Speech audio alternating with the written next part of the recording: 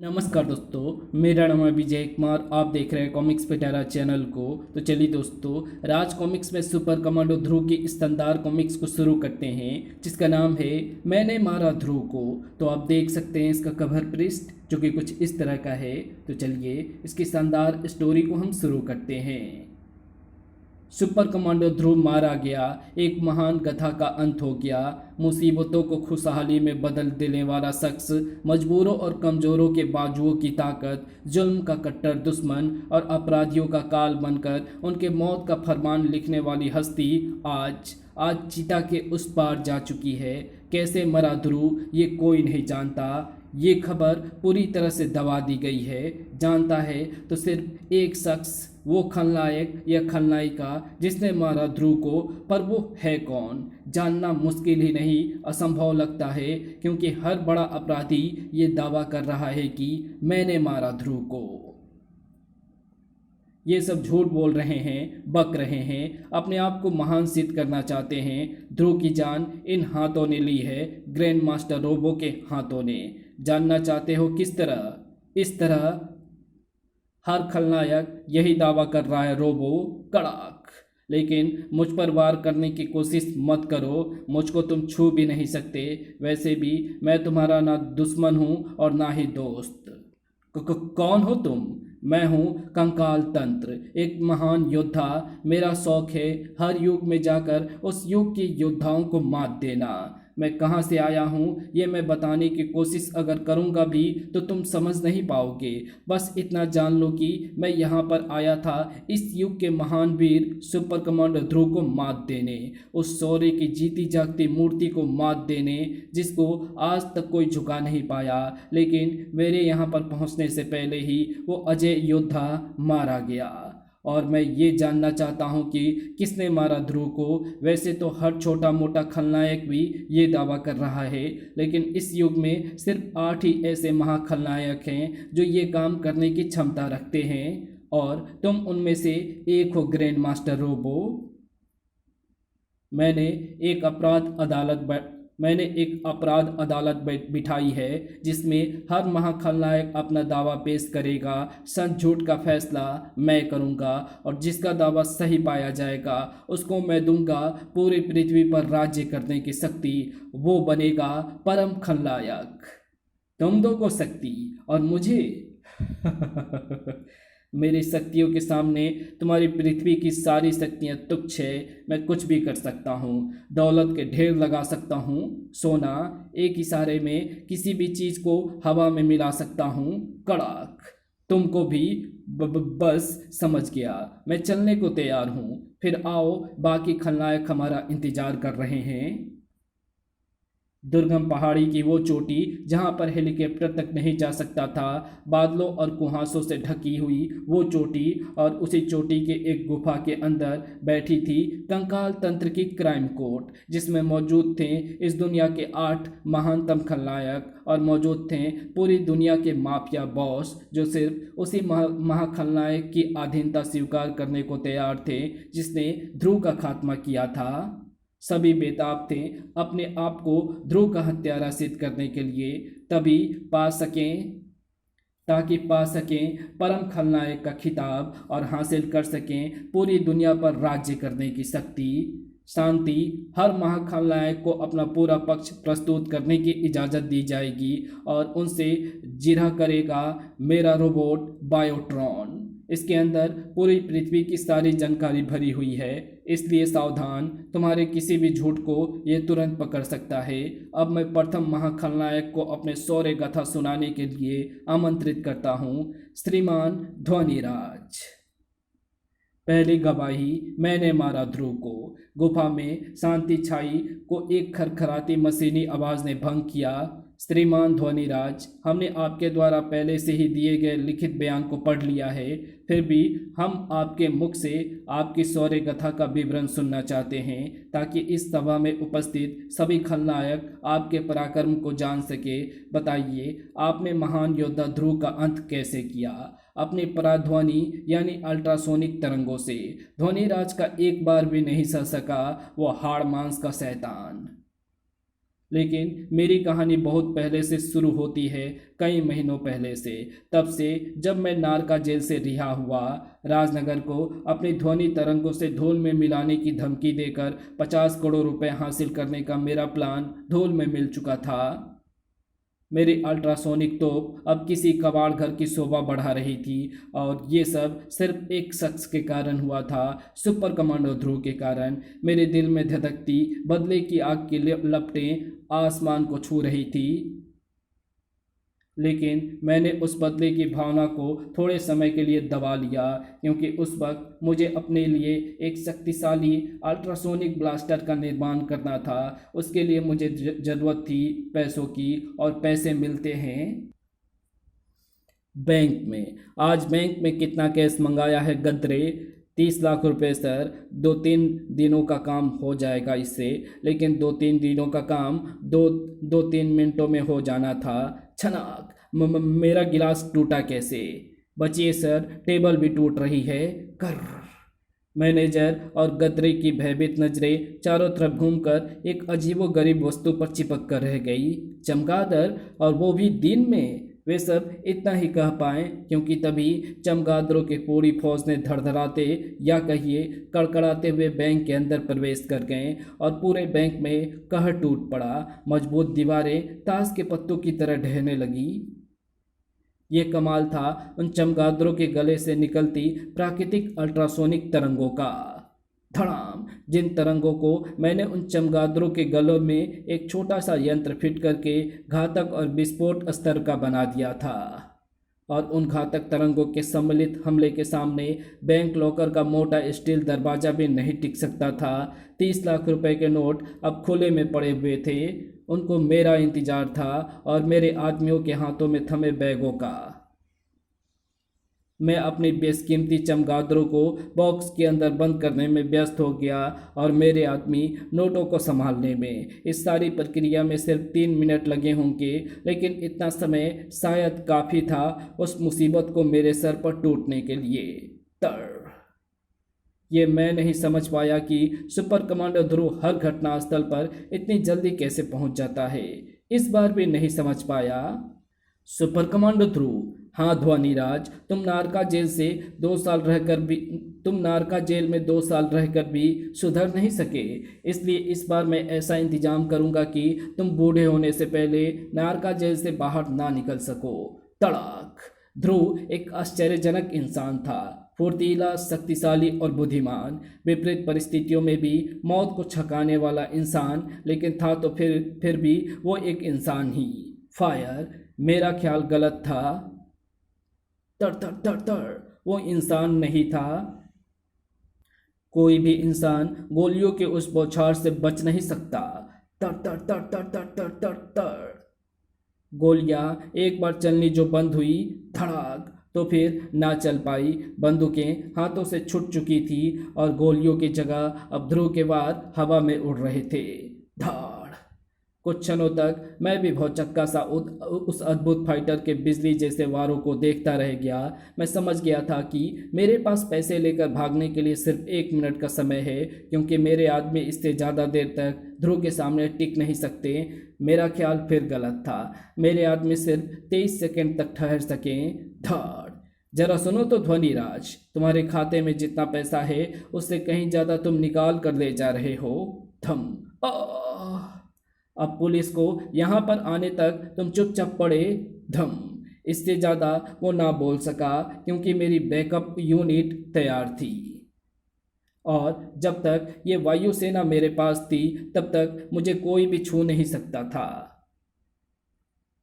और ना ही कोई इस वायुसेना के हमले से बच सकता था। सुपर कमांडो ध्रुव भी नहीं। वो तो उसकी किस्मत अच्छी थी कि पहला ब्लास्ट उसको पूरी तरह से लग नहीं पाया, और दूसरे बार को उसने अपने तक पहुंचने नहीं दिया। परंतु लाख कोशिश के बाद भी ध्रुव मेरी अल्ट्रासोनिक चमगादड़ों से बच नहीं सकता था, क्योंकि चमगादड़ों की तादाद ज़्यादा थी और वे हर तरह से हमला कर रहे थे।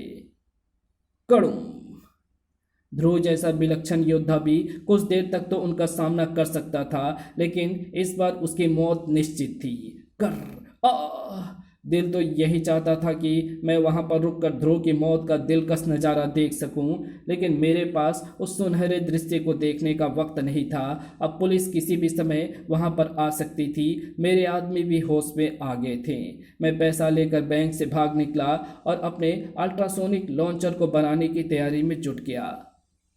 लेकिन श्रीमान ध्वनिराज, आपने अपने लिखित बयान में तो श्रीमान ध्रुव को मारने का कोई और तरीका लिखा था। हाँ, दरअसल आगे की कहानी मुझे बाद में मालूम हुई। अपने उस आदमी की जुबानी जो टांग टूट जाने की वजह से बैंक से भाग नहीं पाया था और जिसे पुलिस ने पकड़ लिया था।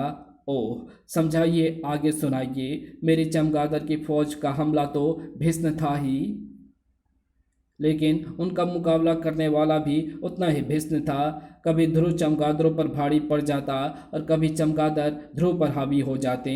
उफ, ये तो हर तरफ से हमला कर रहे हैं और मैं हर तरफ के हमले से बच नहीं सकता। उसके कपड़ों के चीथड़े में से उसका बदन झांक रहा था। खून के लाल धब्बे पीली और नीली पोशाक पर चमक रहे थे। ध्रुव की मौत उसके सिर पर तांडव कर रही थी। बचने का एक ही रास्ता है। अगले पल जो हुआ उसे देखकर मेरी आदमी की आंखें फटी की फटी रह गई। दाद दे उठा वो अपनी टांग तोड़ने वाले के दिमाग की। ध्रुव ने बिजली की फुर्ती से उछलकर एक चमगादड़ को दबोच लिया। इन शैतानों से अगर कोई निपट सकता है तो सिर्फ इस जैसे दूसरे शैतान। ध्रुव के शक्तिशाली हाथ चमगादड़ के पड़ों को मोड़ते चले गए। चमगादड़ के गले से एक बेआवाज अल्ट्रासोनिक चीख उबलती चली गई और हर बेआवाज की चीख के साथ ध्रुव का शरीर भी घूमता चला गया। फच फचाक फट। अल्ट्रासोनिक चीखों के ब्लास्ट चमगादड़ों के शरीर के चित्रे उड़ाते चले गए और कुछ ही पलों में मैदान साफ हो गया। मेरा दुश्मन एक बार फिर जीत गया था, पर यह जीत अधूरी थी, क्योंकि वो ना तो मुझे पैसा लेकर भागने से रोक पाया था और ना ही अल्ट्रासोनिक लॉन्चर बनाने से। पैसे अगर भरपूर हो तो काम बहुत जल्दी होता है। मेरा लॉन्चर तैयार होने में एक हफ्ता भी नहीं लगा। अब सामने सबसे बड़ा सवाल ये था कि आप इस अल्ट्रासोनिक लॉन्चर को फिट कहाँ पर करेंगे ध्वनिराज। यही तो सोचने की बात है लाला रुख। मैं इसको कहीं पर भी फिट करूं, वो शैतान का बच्चा ध्रुव फिर भी इसका पता लगा ही लेगा और फिर ये भी किसी कबाड़ घर में पड़ा मिलेगा। इसको किसी ऐसी जगह पर फिट करना होगा ताकि ध्रुव इस तक पहुंच ही ना पाए। मिल गई लॉन्चर को फिट करने की जगह। इस लॉन्चर को मैं सैटेलाइट यानी उपग्रह में चुपचाप फिट कर दूंगा लाला रुख, ताकि मैं अंतरिक्ष से पूरी दुनिया को इसके निशाने पर ले सकूं। वो सैटेलाइट तो यहीं राजनगर के स्पेस सेंटर में रखी है, लेकिन उस तक पहुंच पाना असंभव है। पहरा बहुत सख्त है, क्योंकि सैटेलाइट के साथ साथ वहां पर चांद पर जाने वाले पहले भारतीय की ट्रेनिंग भी चल रही है। उस सुरक्षा घेरे को तोड़ना ध्वनिराज के लिए बाएं हाथ का खेल है, क्योंकि किसी को ये भनक तक नहीं है कि स्पेस सेंटर में आज रात ध्वनिराज आ रहा है। स्पेस सेंटर जहां पर हर समय कड़ी सुरक्षा का घेरा बना रहता है, लेकिन इस वक्त सुरक्षा और भी सख्त थी, क्योंकि वहां पर चल रही दो महत्वपूर्ण योजनाओं ने स्पेस सेंटर का महत्व और बढ़ा दिया था। लेकिन उस सुरक्षा व्यवस्था को भेदना मेरे लिए बच्चों का खेल था। किसी को ये पता नहीं था कि स्पेस सेंटर पर आज हमला हो रहा है। कम से कम मैं तब तक यही समझ रहा था, और मेरी सोच ना जाने क्यों हर बार गलत साबित हो रही थी, क्योंकि तभी पूरा इलाका रोशनी से जगमगा उठा। किसी को पहले से इस हमले की खबर थी। ये क्या, ध्वनिराज, चारों तरफ से सुरक्षा सैनिक हमारी तरफ आ रहे हैं।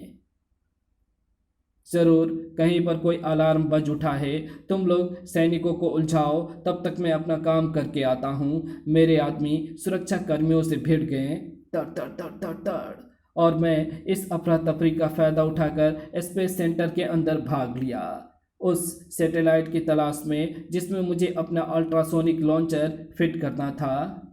मेरी उंगली लॉन्चर के बटन पर एक बार जो दबी तो फिर हटी नहीं। अल्ट्रासोनिक लॉन्चर के तीखे ब्लास्ट सैनिकों की तेज ब्लेड की तरह काटते चले गए। अचानक मेरी नज़र एक शीशे के अंदर पड़ी। सैटेलाइट सामने चमक रही थी। मैं अंदर जाने का रास्ता ढूंढने लगा। दरवाज़ा मिल गया। मैंने जितनी तेज़ी से स्पेस सूट पहना वो शायद स्पेस सूट पहनने का नया रिकॉर्ड होगा। दरवाजे का एयर लॉक खुलने लगा और मैंने अपने आप को एक बेहद रोमांचक माहौल में पाया।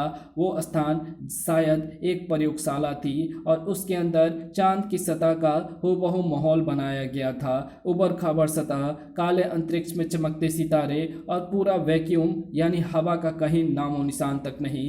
ठीक वैसा ही जैसा असली चांद पर होता है। कमाल का दृश्य है। शायद चांद पर जाने वाले पहले भारतीयों की ट्रेनिंग यहीं पर चल रही है। मैं सैटेलाइट की तलाश में नजरें दौड़ाने लगा। सैटेलाइट कहाँ गई? बाहर से तो यहीं पर दिख रही थी। तभी मेरे स्पेस सूट में लगे रेडियो फोन पर एक सर्द आवाज़ गूंज उठी। वो सैटेलाइट नहीं, सैटेलाइट का प्रक्षेपित चित्र था ध्वनिराज। घूमते ही मेरी नज़रें जिस पर पड़ी उसको देखकर मेरी रीढ़ की हड्डी तक सर्द हो उठी। सुपर कमांडो ध्रुव, तुम यहाँ पर कैसे? मुझे तुम्हारी हर एक चाल का पहले से ही पता था ध्वनिराज, और मैं तुमको यहाँ पर रंगे हाथों ही पकड़ना चाहता था।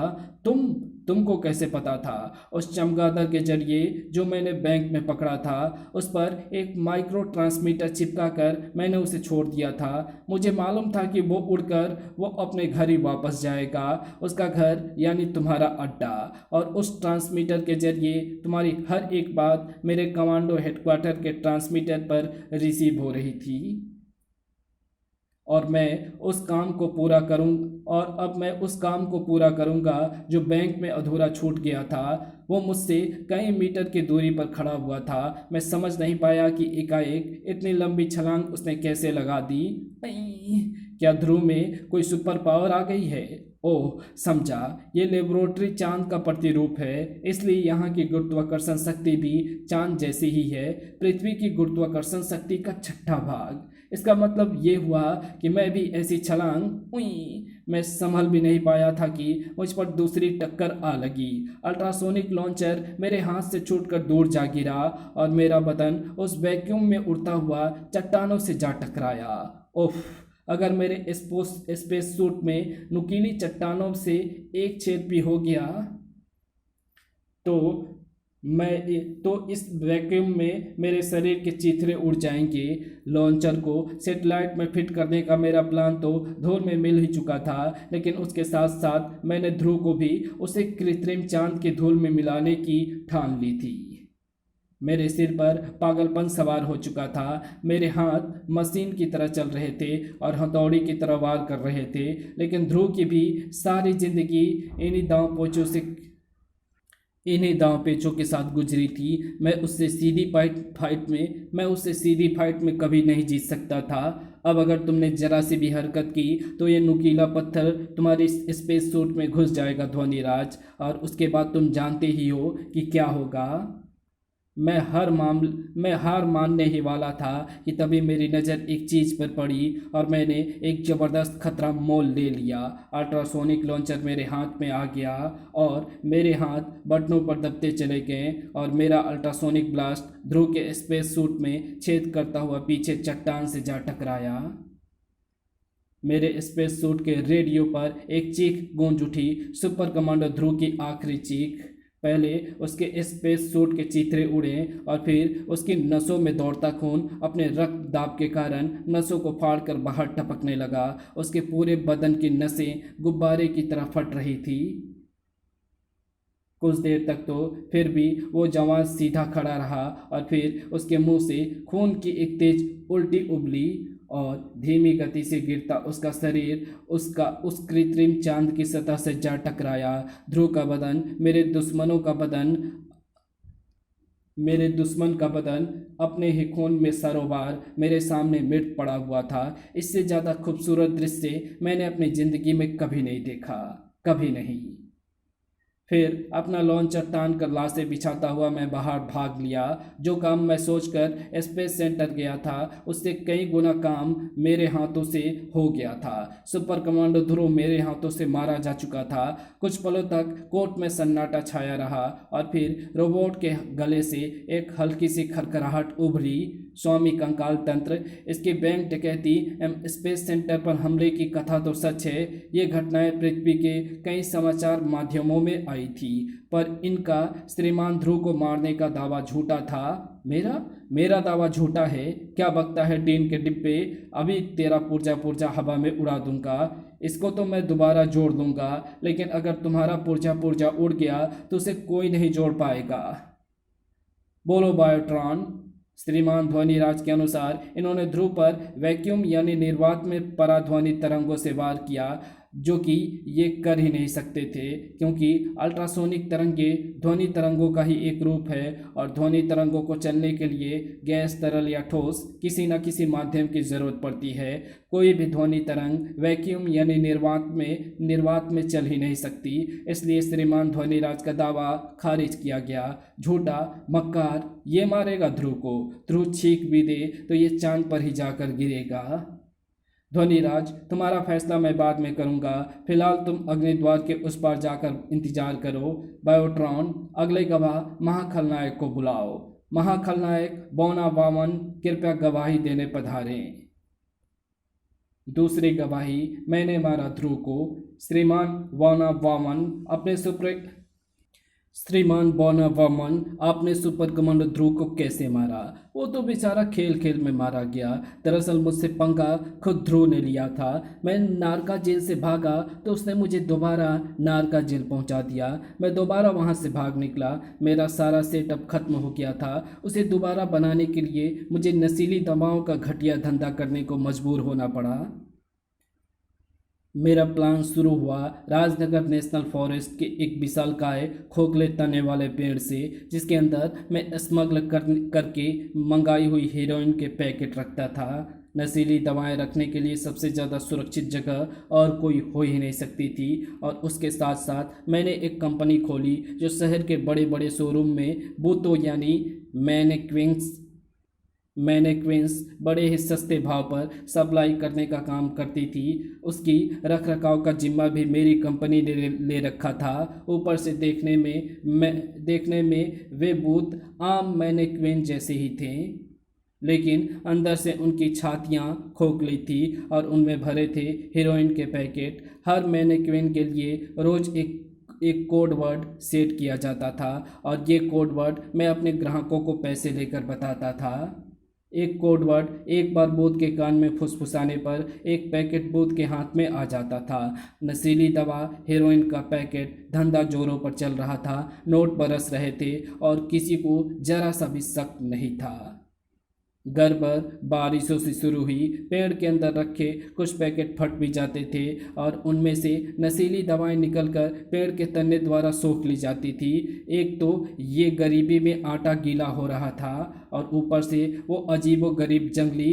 एक दिन जब मैं खुद पेड़ों के तने से माल लेने गया हुआ था, मैंने उसे देखा। वो खोखले पेड़ को कुछ इशारे कर रहा था, बुदबुदा रहा था। पागल समझा था मैंने उसे, लेकिन पागल वो नहीं, पेड़ हो गया था तड़। और साथ साथ शायद मैं भी। पेड़ अपने आप झूम झूम कर उस जंगली को मारने लगा। उसके बाद तो कमाल हो गया। जंगली ने कुछ इशारा किया और जमीन में लगी छोटी छोटी बेलों ने अपने आप तेजी से बढ़कर पेड़ को अपनी लपेट में ले लिया और पेड़ तेजी से हिलने लगा। उसके खोखले तन्ने से हीरोइन के पैकेट छिटक कर बाहर गिरने लगे। मेरी आंखों के सामने मेरा करोड़ों का माल मिट्टी में मिल रहा था। अब मुझसे नहीं रहा गया। उन पैकेटों को मत छू मूर्ख। तड़ाक! उस जंगली ने अपनी मौत खुद ही बुला ली थी। मेरे वार उसको जरूर 100 किलो के हथौड़े की तरह लगा होगा और उसमें गजब की जान थी। वो गिरा तक नहीं। ओह, तो तूने ही मेरे मित्र को नशीली दवा पिलाकर उसे नष्ट करना चाहा था। तू शक्ल से ही दुष्ट लग रहा है। अब तू वनपुत्र के हाथों से नहीं बचेगा। वनपुत्र कह रहा था वो अपने आप को। धम या और पेड़ों को अपना दोस्त शक्ल और बातों दोनों से ही मूर्ख लग रहा था वो मुझको। नंज डिपार्टमेंटल स्टोर में रखे मेरे मैनेक्विन में कुछ खराबी पैदा हो गई थी। मेरा वो दिन वाकई ख़राब था। जैसा कि मुझे अपने एक ग्राहक कांटू से बाद में पता चला, कांटू के कोड वर्ड फुसफुसाते ही उसने एक साथ कई पैकेट फर्श पर गिरा दिए थे। और वो भी उस मनहूस दिन जिस दिन वहाँ पर वो शैतान का अवतार भी मौजूद था, सुपर कमांडो ध्रुव। ये तो ध्रुव पलक झपकते ही समझ गया कि वे पैकेट हीरोइन से भरे हुए हैं, और वो ये नहीं समझ पाया कि वे पैकेट कहाँ से गिरे हैं। बोल, ये सारे पैकेट तू कहाँ से लाया है? किसको देने लाया है इनको यहाँ पर? पल भर के लिए तो वो नशेड़ी काटू भी भौचक्का रह गया। लेकिन कोई भी नशेड़ी नशे के लिए जान भी लड़ा देता है। देखो भाई बायोट्रॉन, कोशिश करना इंसान का फर्ज है, और फिर पिटना तो पड़ता ही है, खास तौर से जब सामने वाला सुपर कमांडो ध्रुव हो। तड़ाक, और जब करारी मार पड़े तो जुबान खुद ब खुद खुल जाती है। काटू ने सब कुछ उगल दिया, मेरा नाम और मेरे अड्डे का पता भी। ये बात मुझे तब तक नहीं पता थी। अब ध्रुव के हाथ मेरा लाखों का माल लगने ही वाला था, पर मैंने एक न एक ट्रिक हमेशा बचा कर रखता हूँ। मेरे मैनेक्विन के अंदर एक सुरक्षा संयंत्र लगा हुआ था। तड़ाक, और उसका पूरा शरीर गन मेटल में ढला हुआ था। ध्रुव ने एक ऐसे दुश्मन को छेड़ दिया था जिसे ध्रुव तो नहीं मार सकता था, ठन या, लेकिन वो ध्रुव की जान ले सकता था। धाड़। खैर, मैं अपनी कहानी से भटक गया। फिलहाल तो मुझे अपनी जान की फिक्र करनी थी। वो जंगली वनपुत्र मेरी जान के पीछे पड़ा था, और मैं अपने लाखों के माल को छोड़कर भाग नहीं सकता था। मैंने अपने बेल्ट का एक बटन दबाया, और मेरी बुलेट प्रूफ रबड़ की बनी स्पेशल पोशाक में हवा भरने लगी। अब मुझ पर वनपुत्र की किसी भी चाल का असर होने वाला नहीं था। लेकिन मेरी बुलेट प्रूफ रबड़ की गेंद उसका मुंह जरूर तोड़ सकती थी। धाड़। वनपुत्र ने मुझे बेलों से बांधने की कोशिश की, लेकिन बेलें मुझे बांध नहीं पाई, क्योंकि बेलों के बांधते ही मैं हवा बाहर निकाल लेता था, और आज़ाद होते ही वापस हवा भरकर मेरा अटैक फिर शुरू हो जाता था। कुछ ही देर में वो जंगली चकरा कर गिर पड़ा। ये बड़ी सख्त जान है, कहीं ये मेरे सारे पैकेट बटोर पाने से पहले ही होश में ना आ जाए। इसे थोड़ी सी हीरोइन चखा देता हूँ। मैंने एक पूरा पैकेट उसके मुंह में डाल दिया। आमतौर से इतनी डोज में एक आदमी मर जाता है, लेकिन वनपुत्र मेरा पैकेट बटोरना खत्म होते ही होश में आ चुका था, और उसका नशा अब तक मौजूद था। अब वो और भी खतरनाक हो गया था। भागना ही सबसे उत्तम उपाय था। वनपुत्र ने मेरा पीछा नहीं छोड़ा था, लेकिन कुछ ही पलों में मैंने उसको पीछे छोड़ दिया और राजनगर की तरफ बढ़ चला, जहां पर एक दूसरी बुरी खबर मेरा इंतजार कर रही थी। ध्रुव मैनेक्विन से भिड़ा हुआ था। चाहे ध्रुव मैनेक्विन पर वार करे या मैनेक्विन ध्रुव पर चीख ध्रुव के मुंह से ही निकल रही थी।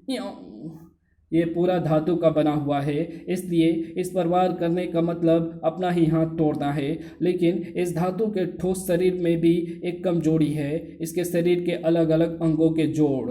तर्ड। रास्ता समझ में आते ही ध्रुव ने मैनेक्विन पर वार करना शुरू कर दिया। अब आप चाहे मुझे बेवकूफ़ कहें बायोट्रेन जी, लेकिन अगर दुश्मन सुपर कमांडो ध्रुव जैसा दिमाग वाला हो तो मुंह अपने आप तारीफ उगलने लगता है। कमाल का दिमाग लगाया था उसने। ठड़ाक, ठड़, ठक। हर शक्तिशाली वार के साथ साथ मैनेक्विन का एक एक अंग बिखरता चला जा रहा था। कुछ ही देर में मेरे मैनेक्विन के अलग अलग अंग सड़क पर बिखरे पड़े थे।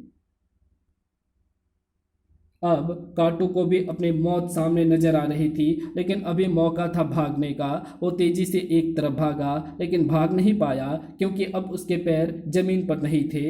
हिर्रा। जंगली वनपुत्र मेरा पीछा करते करते राजनगर तक आ गया था, और वो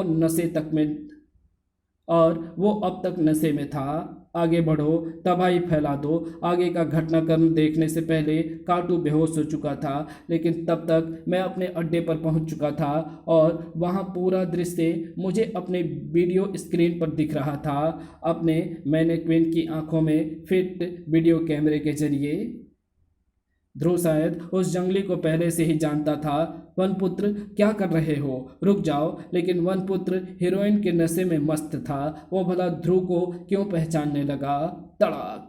हमला! ये मुझे उस दुष्ट बौने तक पहुंचने से रोकना चाहता है। उफ!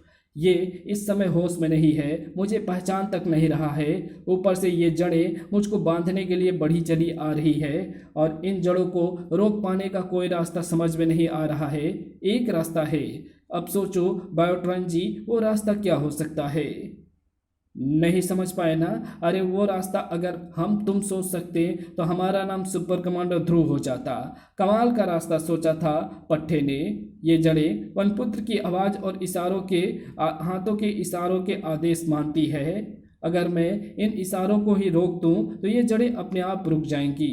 नंज डिपार्टमेंटल स्टोर के शोरूम से गिरे कपड़े उठा लिए थे ध्रुव ने और लपक पड़ा था उस जंगली की तरफ।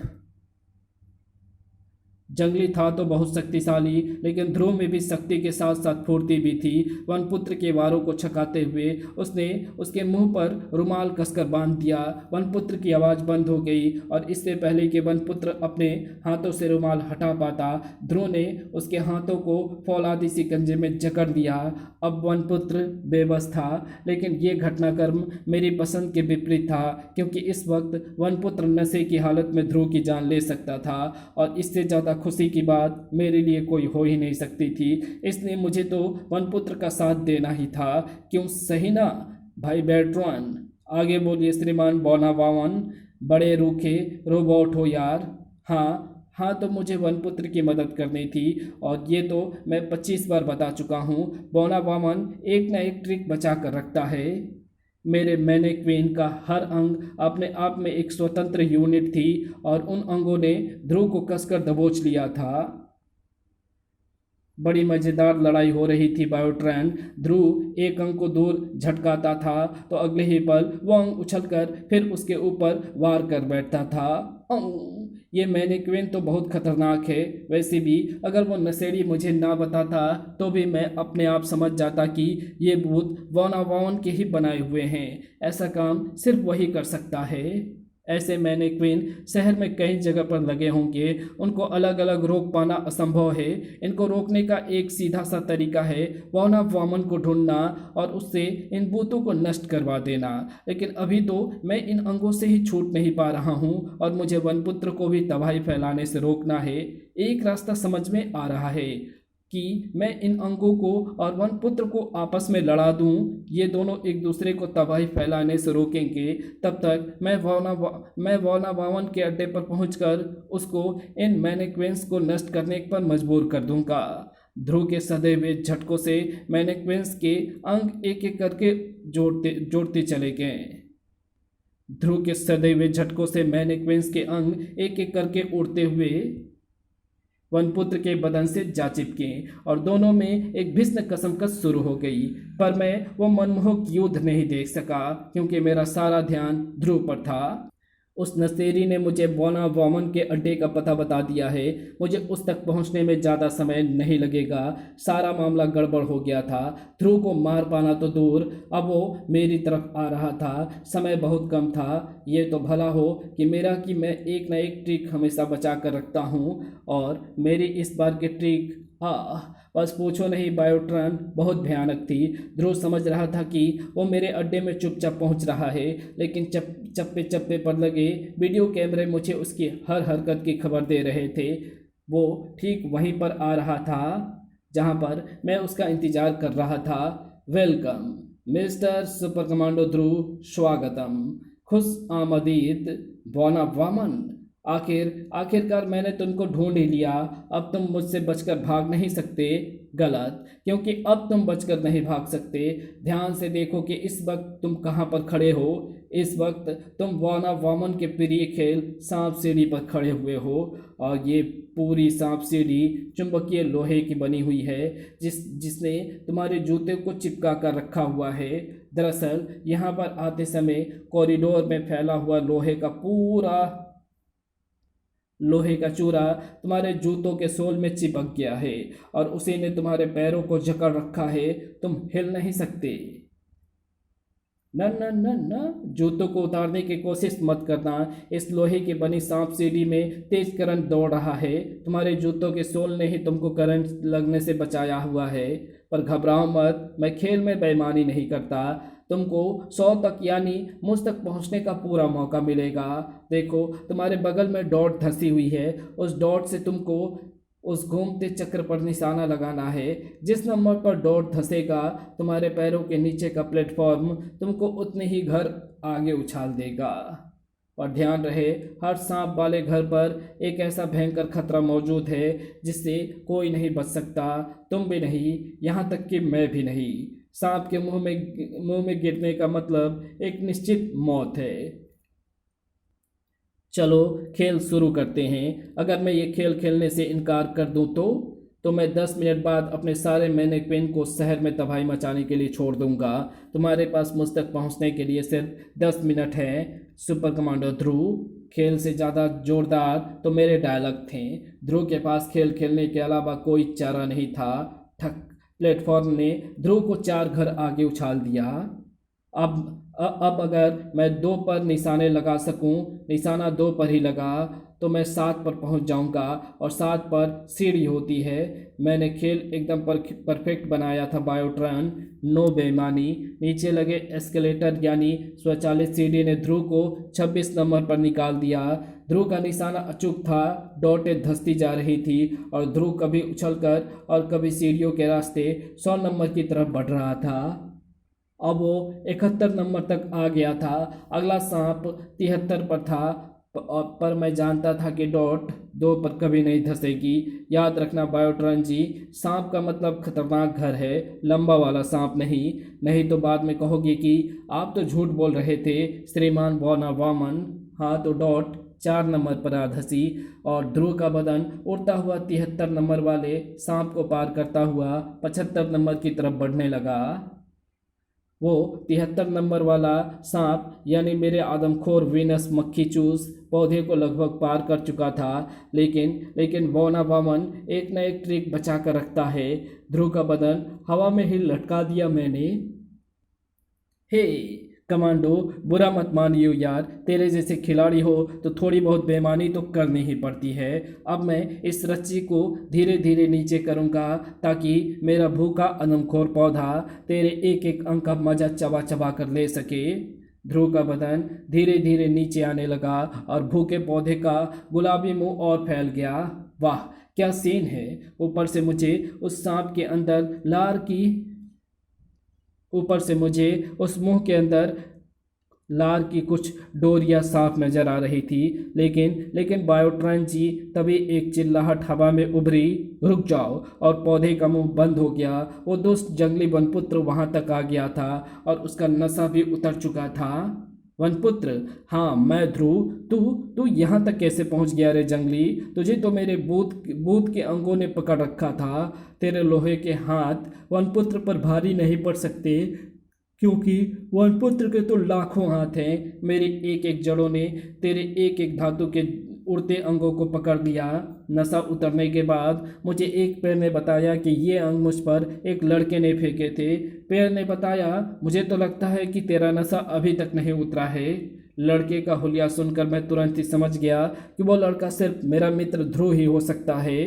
गलती मेरी ही थी बायोट्रॉन जी। उस जंगली से बात करने के चक्कर में मेरा ध्यान ध्रुव पर से हट गया। पर मैं ये जानना चाहता था कि उसने ऐसा क्यों किया। बस फिर मैं पेड़ पौधे से ध्रुव के जाने का रास्ता पूछते पूछते यहाँ तक आ पहुँचा और उतनी ही देर में ध्रुव ने अपने आप को आज़ाद कर लिया।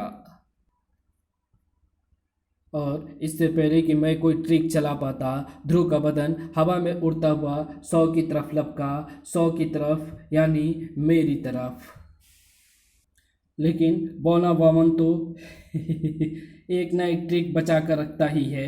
मैं 1 नंबर पीछे खिसक गया। ध्रुव का बदन 100 पर गिरा और गिरते ही प्लेटफॉर्म के नीचे लगी स्प्रिंग ने धड़ाक टन उसको एक जोरदार झटके से दरवाजे के पार उछाल दिया। और दरवाजे के उस पार, अब कैसे बताऊं, बड़ा ही खौफनाक लेकिन सुंदर दृश्य था। दरवाजे के उस पार तेजाब का कुंड था। छपाक, पहले ध्रुव की खाल गली, फिर मांसपेशियां। और फिर हड्डियां तक गल गईं। तेजाब के कुंड में सिर्फ हड्डी के छोटे छोटे टुकड़े तैरते नजर आ रहे थे। मैं वहां पर रुककर उन हड्डियों का गलना भी देखता, लेकिन उस जंगली के डर से मैं रुक नहीं पाया और सांप सीढ़ी के नीचे लगे एस्केलेटर द्वारा वहां से भाग आया। भाई बस भाई बायोट्रॉन, ऐसे खेल खेल में ध्रुव बेचारा मेरे हाथों से मारा गया। कुछ पलों के लिए एक बार फिर सन्नाटे का साम्राज्य कोर्ट पर छा गया और फिर रोबोट की मशीनी आवाज़ ने उस खामोशी को भंग किया। तो श्रीमान बोनावामन, आपने श्रीमान ध्रुव को सांप सीढ़ी नामक खेल पर मारा? हाँ जी बायोट्रॉन जी।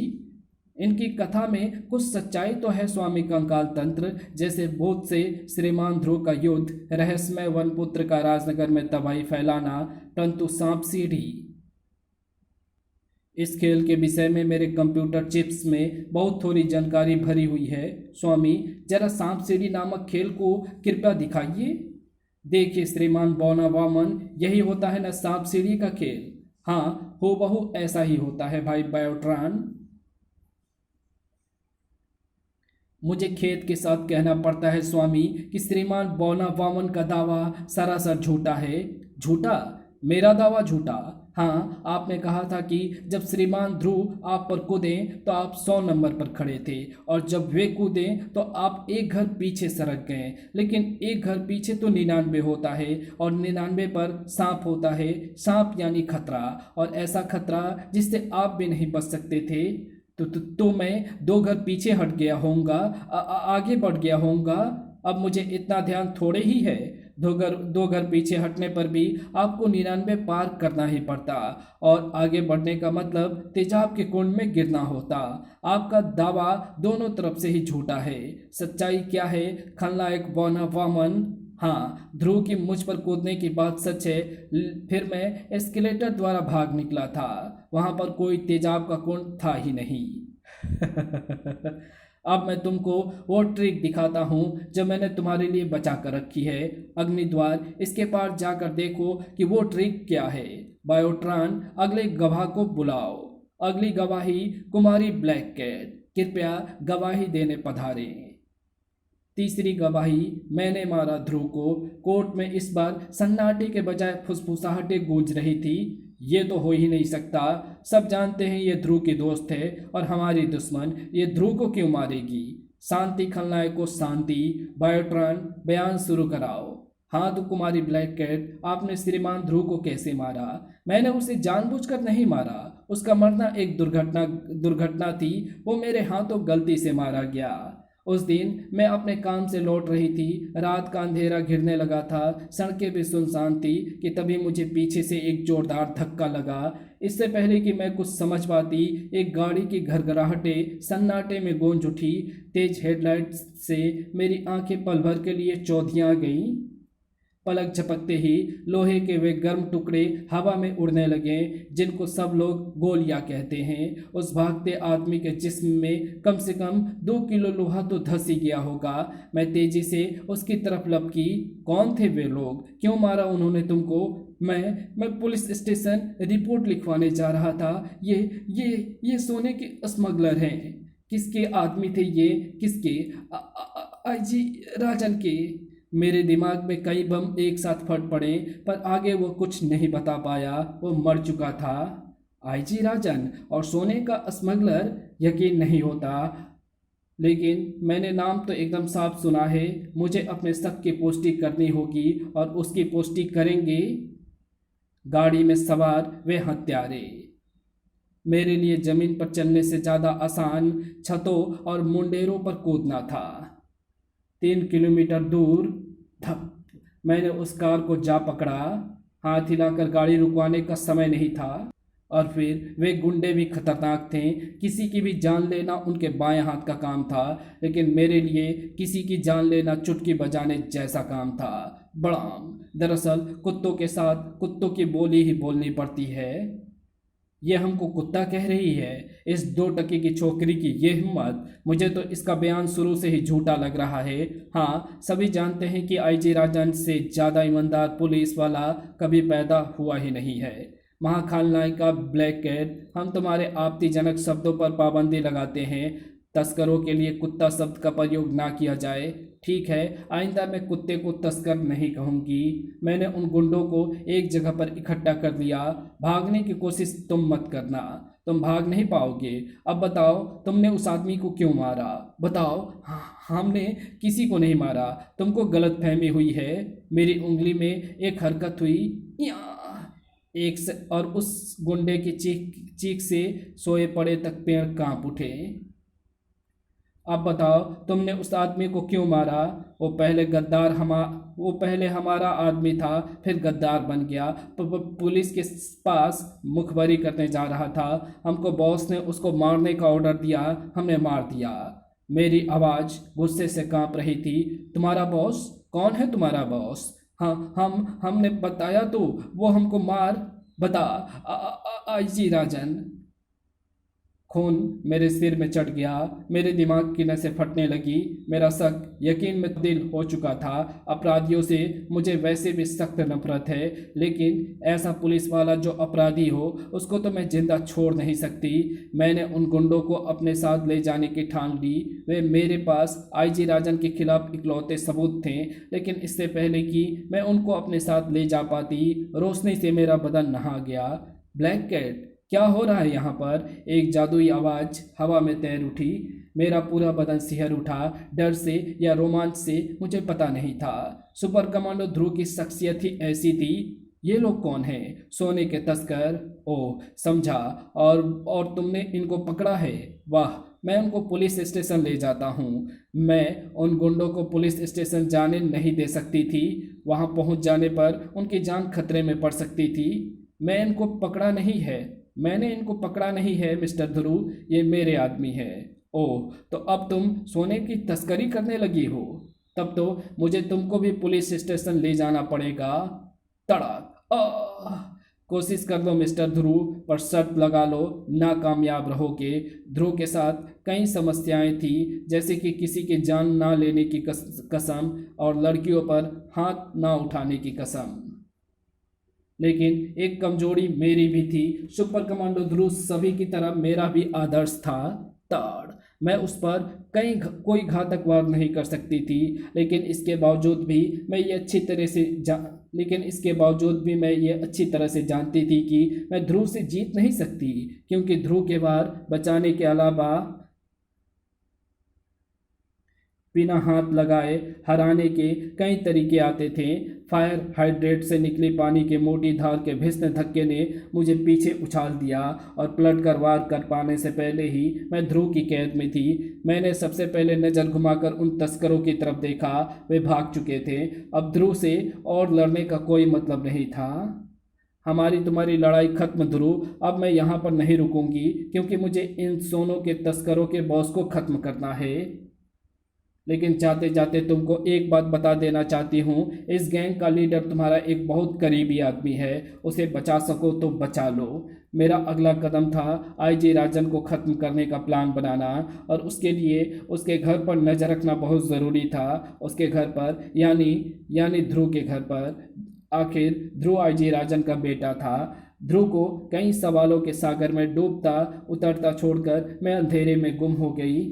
पर यह बात मुझे बाद में पता चली कि हमारी पूरी बातचीत को बड़े ध्यान से सुना जा रहा था। मेरी पावरफुल टेलीस्कोप मुझे उस घर का एक एक दृश्य दिखा रही थी, और उनके होठों को हिलना मुझे बता रहा था कि वे क्या बात कर रहे हैं। ध्रुव और उसकी छोटी बहन के बीच में मीठी मीठी लड़ाई हो रही थी। क्यों नहीं हो सकता? हो सकता है, हो सकता है, हो सकता है।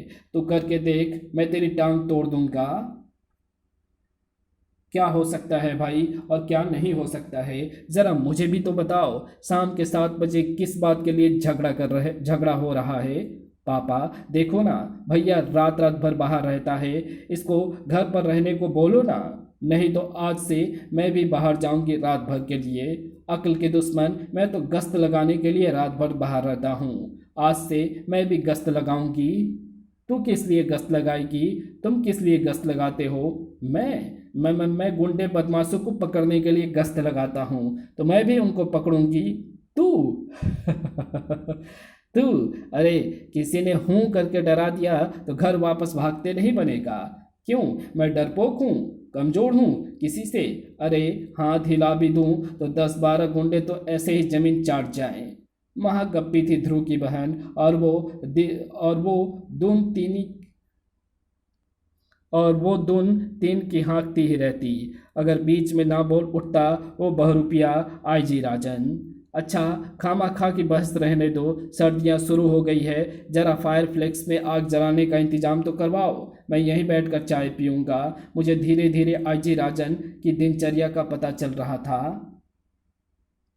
आईजी राजन शाम को लगभग 7 बजे घर आता था, फायर फ्लेक्स में आग जलवाता था और उसके सामने बैठकर चाय पीता था। उसको ख़त्म करने का वही सबसे अच्छा समय था। मेरे दिमाग में उसको ख़त्म करने का एक बहुत अच्छा आइडिया आ रहा था। समस्या सिर्फ एक ही थी, ध्रुव। मैं ध्रुव को मारना नहीं चाहती थी, लेकिन शाम 7 बजे ध्रुव घर पर ही होता था। उस वक्त बगैर ध्रुव को ख़त्म किए आईजी राजन को ख़त्म करना असंभव था। इसलिए समस्या का हल सोचते सोचते एक दिन मैं जब नज़र रखने के बाद वापस लौट रही थी, तब अरे ये क्या, कोई टॉर्च से मोर्स कोड में सिग्नल दे रहा है और उस सिग्नल का मतलब है ब्लैक कैट बचाओ। मैं बिजली की सी फुर्ती से उस जगह पर उतरी, लेकिन अरे यहाँ पर तो कोई भी नहीं है। मैंने और आगे सुनने का इंतजार नहीं किया। मेरे फिल्मी डायलॉग सुनने का मूड नहीं था। ताड़ मेरा मन था चीखे सुनने का, तड़ाक या कर्राहें सुनने का, खचाक और हड्डियों के टूटने की आवाज़ सुनने का। मैदान साफ होने में कुछ ही मिनट लगे होंगे, कड़ाक। अब मैं उन गुंडों से इस बदतमीजी का कारण पूछ ही रही थी कि वाह वाह वाह वाह, जो देखना चाहता था वो देख लिया मैंने। कौन हो तुम? मैं आपका गुलाम हूँ मैडम ब्लैक कैट, और मेरे गुलाम भी आपके ही गुलाम है। तो फिर मुझ पर यह हमला क्यों?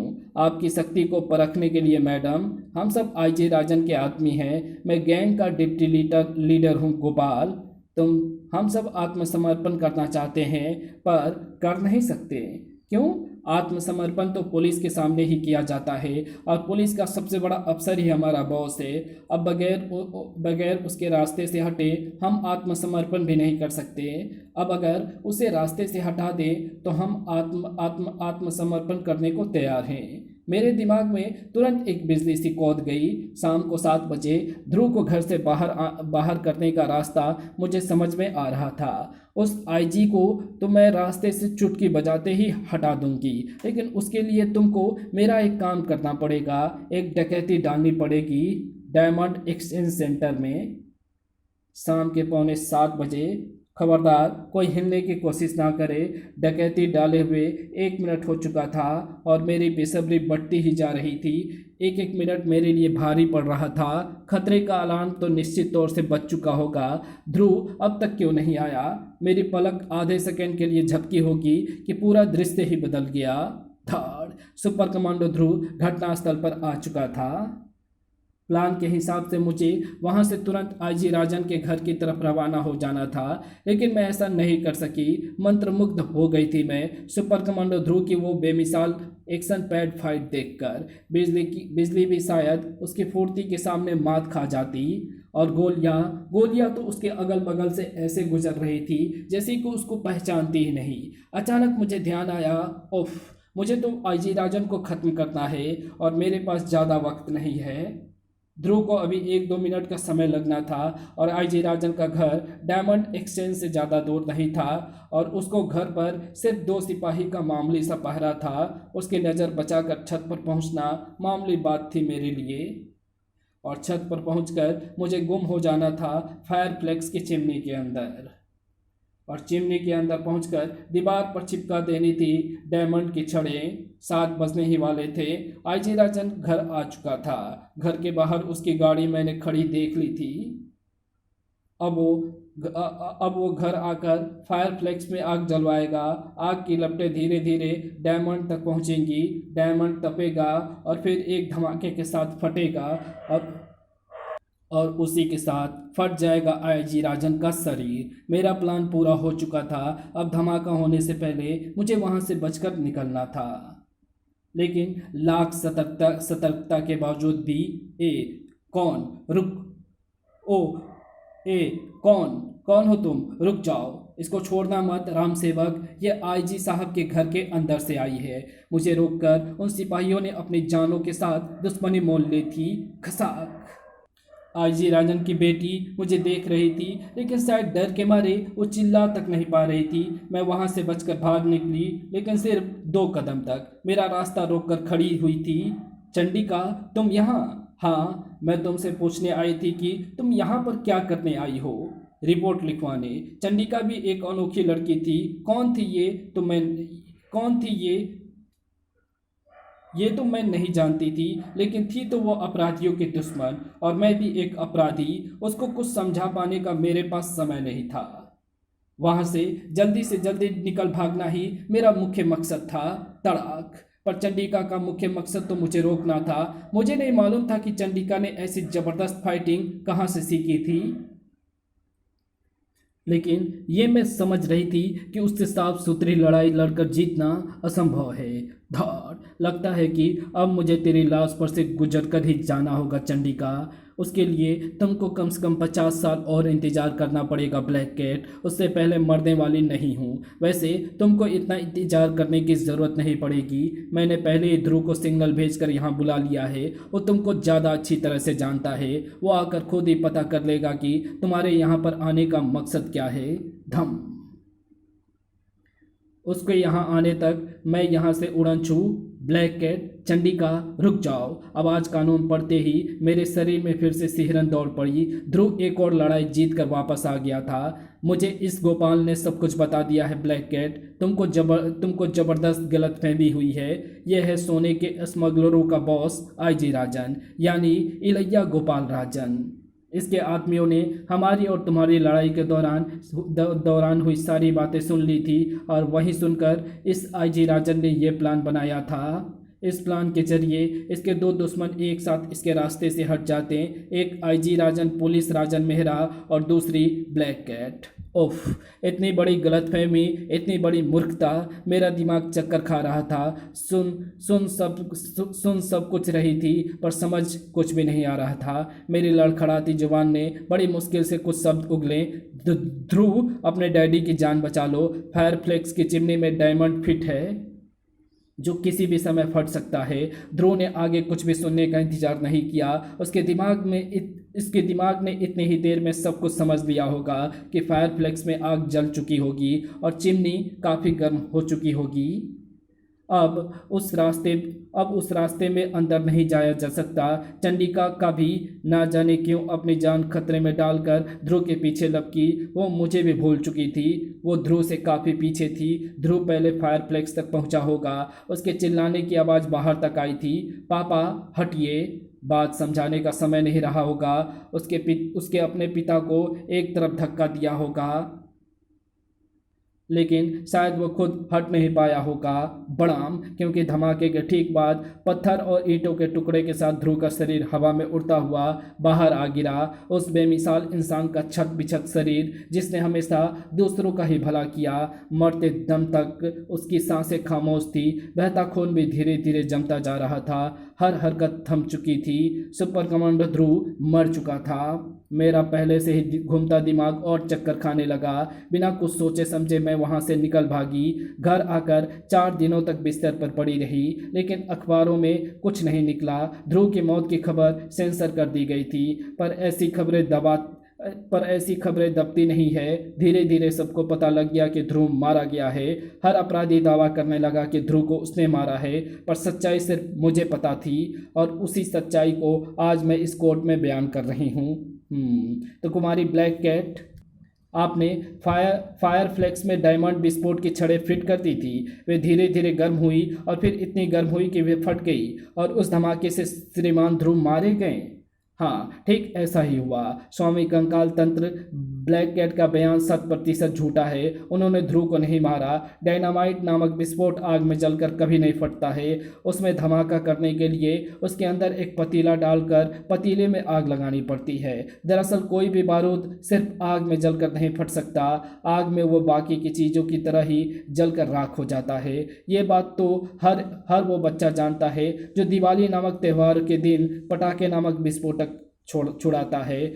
कि पतीला निकाल कर आग लगाएं तो पटाखा नहीं फटता। ब्लैक कैट, तुम्हारा दावा खारिज किया गया, पर तुमने झूठ क्यों बोला? ध्रुव एक अच्छा इंसान था कंकाल तंत्र, बहुत अच्छा। ऐसे अच्छे इंसान को मारने का श्रेय अपराधी ले, ये मुझे गवारा नहीं था, इसलिए मैंने झूठ बोला। डायनामाइट फिट करने तक की कहानी तो सच है, लेकिन वो डायनामाइट फटा नहीं था। ध्रुव मेरे हाथों से नहीं मारा गया।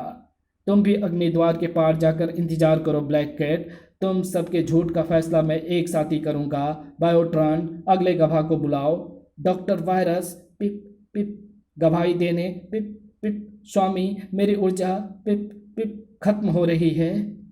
मुझे बायोट्रेन की बैटरी चार्ज करने में थोड़ा समय लगेगा, तब तक के लिए मध्यांतर घोषित किया जाता है। मध्यांतर के बाद मैं कंकाल तंत्र, बाकी महाखलनायकों यानी ग्रैंड मास्टर रोबो, मदाम सुप्रीमा, राक्षस चंडकाल, डॉक्टर वायरस, चुंबक सम्राट की गवाहियाँ सुनूंगा और तब फैसला करूंगा कि सुपर कमांडर ध्रुव का हत्यारा कौन। इस महारोचक दर्दनाक कथा का अंतिम भाग अतिशीघ्र प्रकाशित हो रहा है, आंसू थाम कर इंतजार कीजिए हत्यारा कौन का। तो मिलते हैं आपसे इसकी अगली कॉमिक्स में, तब तक के लिए बाय।